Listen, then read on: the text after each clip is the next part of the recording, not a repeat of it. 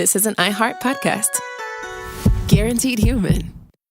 Stuff You Should Know is brought to you by Grainger. Grainger knows that if you're an HVAC technician and a call comes in, you need a partner that helps you find the right product, fast and hassle-free. And you know that when the first problem of the day is a clanking blower motor, there's no need to break a sweat. With Grainger's easy-to-use website and product details, you can be confident that soon you'll have everything humming right along. Call 1-800-GRAINGER, click Grainger.com, or just stop by. Grainger, for the ones who get it done.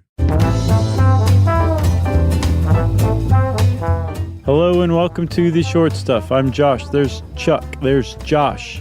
Put the three of us together. This is Short Stuff. It's so short.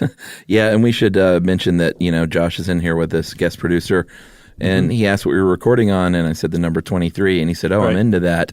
Oh, yeah? And I said, well, I apologize because I'm probably going to make fun of it a lot.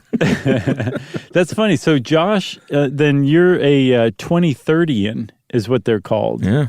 The number 2, the number 3, the letter R, the letter D, the letter I, the letter A, the letter N, and then, because there's more than one, the letter S. And we know that's real because there's a Facebook page. Yeah. Facebook basically legitimizes everything. So we're talking about the number 23. Apparently, a lot of people put some stock into this number. Yeah, not just Josh. No, he's not the only one. Jerry does too. They made a very bad Jim Carrey movie called The Number 23. Did you see it, or are you just presuming it was bad? I'm presuming it was bad from all the people that said it's bad. I have never seen it, and I presumed it was bad too, but I have gotten just desperate enough on like Netflix and Amazon Prime to just try it. There's so much good stuff out there, and you're going to watch that? Is there? Oh, I don't know. Does everything stink? I don't know if everything stinks. I don't want to say that, but I think I am at the number 23 level right now. All right. Okay. Let's follow up. I want to hear about it. All right. You got it. All right. So the number 23, you've seen it on Michael Jordan's uniform. Sure. He picked it, apparently, because that was as close as he could get to half of 46, which was his older brother's number. I think his older brother's was 45. Actually. 45. So, he came 23 close. Would be exactly. Right. And then, of course, since then, other people have tried to emulate Michael, like LeBron. And so the other 23s you see in basketball and even some other sports sometimes are a tribute to Michael Jordan. Yeah, like David Beckham's 23 when he went to Real Madrid was an homage to Jordan too. So Jordan was the first. Every other 23 was an homage to Jordan, that's great. But that's not where the number 23 ends. Oh, I thought you were about to say that's not where the number 23 started.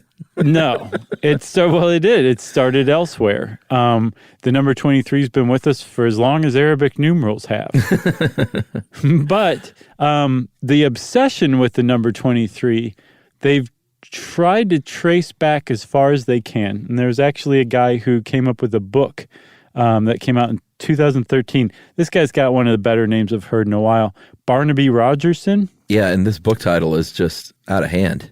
Rogerson's Book of Numbers, The Culture of Numbers, from 1001 Nights to the Seven Wonders of the World. That's the end of the title. It has a colon and a hyphen. Yeah, he should have ended that with a exclamation point. Right. Because I think you have to when you say the Seven Wonders of the World. Yeah, I don't know anybody who says it like without an exclamation point.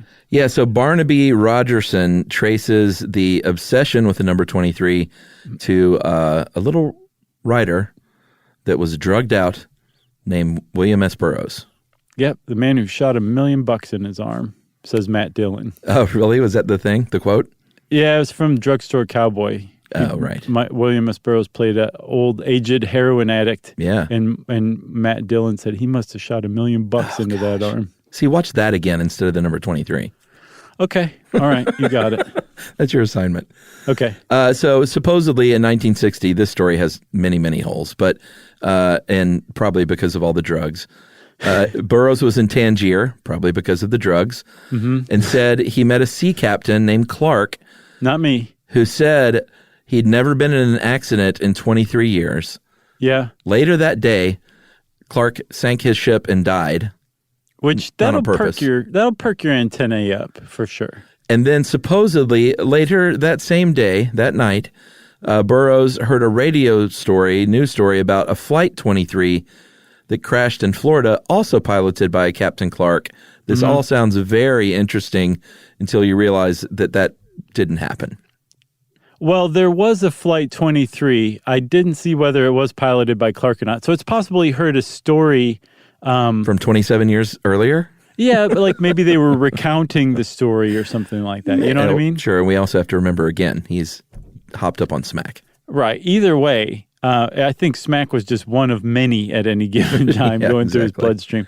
But he is usually the guy who is first credited with becoming obsessed with the number 23. Yeah. And he was, you could say, fairly influential in the underground scene in the 60s and then into the 70s and so on. And one of his friends was named Robert Anton Wilson. And Robert Anton Wilson went on to co-write the very famous Illuminatus trilogy. Have you ever read any of those? I haven't, but that's Josh's main interest. Okay, they're fascinating books. They're wonderfully written. They're hilarious. They're engrossing. They're really interesting.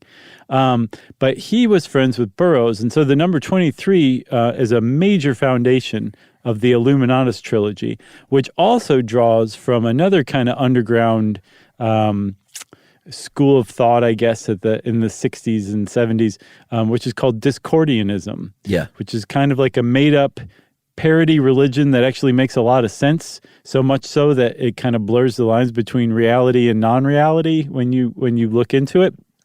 And number 23 is a holy number for Discordianism. So if you kind of take all that together, Discordianism, the Illuminatus trilogy, and William S. Burroughs, and put it all together, that seems to be where the kind of cult-like awareness or obsession with the number 23 came from. All right, so we're going to take a break, and we're going to come back and talk about more 23 coincidences right after this.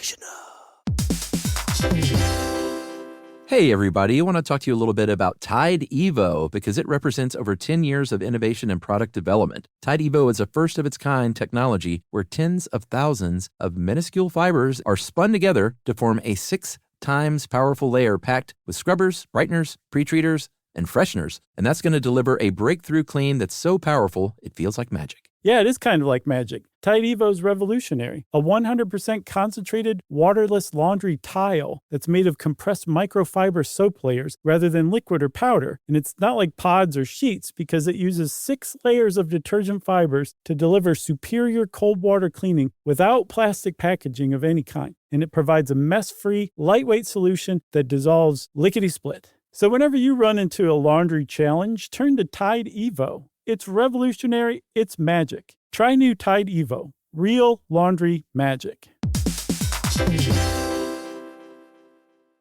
Everyone knows winter is the real mess maker. You don't need WeatherTech floor liners for summer unless you hit the beach and half the beach ends up back in your car or the campsite dirt ends up in your trunk. Then you'd want a cargo liner or a road trip goes sideways, lemonade spills, ketchup goes rogue, ice cream drips. Yeah, you'd be pretty happy about those WeatherTech seat protectors. So just to be clear, as the mud you're inevitably going to step in this summer, you don't need WeatherTech unless you plan on doing summer. Visit WeatherTech.com today.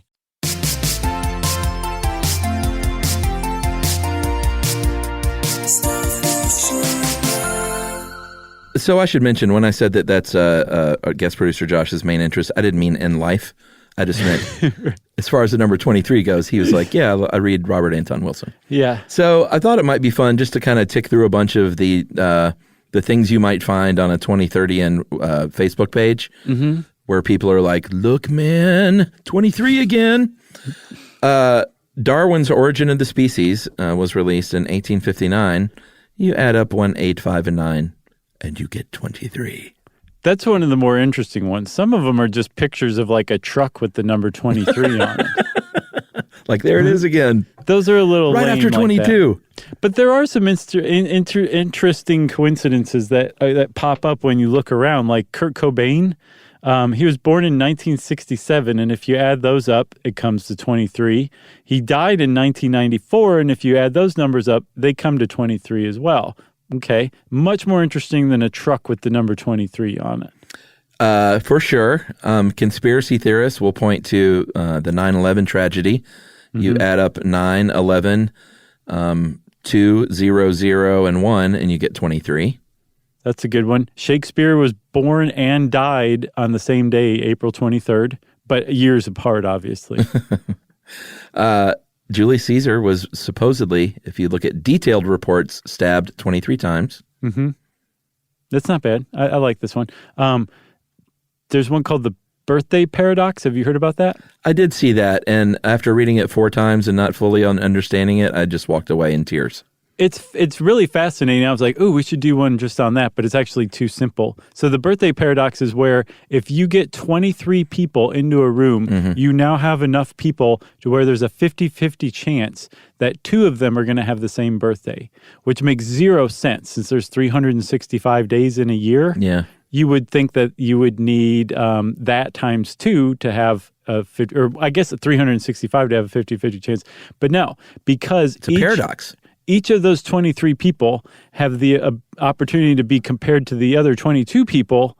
You get a number way more than 23, a number of comparisons way more than 23, and it turns out it's enough to have a 50% chance of having the same birthday among 2 people. And has that been proven out?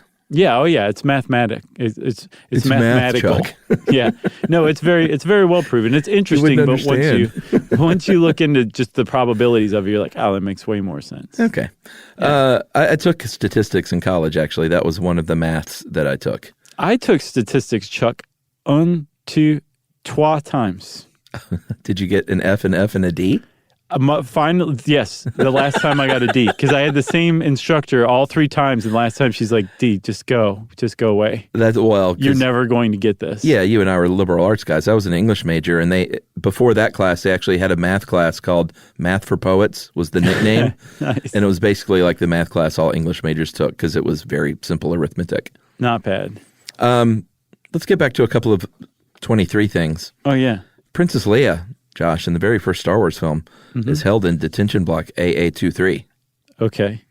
And apparently in George Lucas's first film, THX 1138, there is another 23 in there. So some people might think that was his little way of giving a nod to that number. I would guess so. And George Lucas wouldn't be the only person who's a famous devotee of 2030 and a famous 2030. One of the most famous is John Nash, the guy who's the mathematician whose life was dramatized in A Beautiful Mind, both the book and the movie. Yeah. Which is a great movie if I remember correctly. But he was obsessed with the number 23. He said it was his favorite prime number. But that's not where the obsession ends. He also says that he said that he appeared on the cover of Life magazine once, disguised as Pope John the 23rd. Right. And Pope John the 23rd really did appear on Life magazine, but it was him. John Nash was saying, well, that was me. Yeah, I shouldn't laugh. In the Bible, which is a book, there is I was about to call it a chapter, but I guess they aren't called that. The book of Numbers, and the verses, it's Numbers 23:23. If you look that up, what hath God wrought? That is also the very first message sent by telegraph in code by Samuel Morse in 1843. So if you take all of this and you look at it a certain way, it becomes plain that there's something very special about the number 23. If you look at it a different way, it becomes plain that people have invested a lot of mystical significance to 23 that isn't actually there. Yeah. That it could be any other number, especially any other number that is within 1 to 30, because a lot of people ascribe dates, significance to dates. I should say John Nash died on the 23rd of May in 2015. Good point. And so that just proves it to people who are 2030. It's obviously 23 means something. But it could also be 15 or 7 or 3. There's a lot of numbers that we ascribe a lot of significance to. And if you ask a cognitive psychologist what's going on, they will just basically say that our brains contain a mechanism for detecting patterns. We search out patterns. It's how we make sense of things. It's how we save brain energy. It's finding patterns so we can predict things and just make sense of the world around us. And sometimes we force patterns onto things that don't actually have any significance, that don't actually mean anything. And that could be things like the number 23 popping up suddenly or randomly. Yeah, when you look at the clock and it's 11:11 and you make a big deal about it, it's more likely that you just don't make a big deal about every other time of day that you look at the clock. Exactly, Chuck. I got nothing else except for 23 chromosomes. Hey-o! Well, with that, Short Stuff is out. Stuff You Should Know is a production of iHeartRadio's How Stuff Works. For more podcasts from iHeartRadio, visit the iHeartRadio app, Apple Podcasts, or wherever you listen to your favorite shows.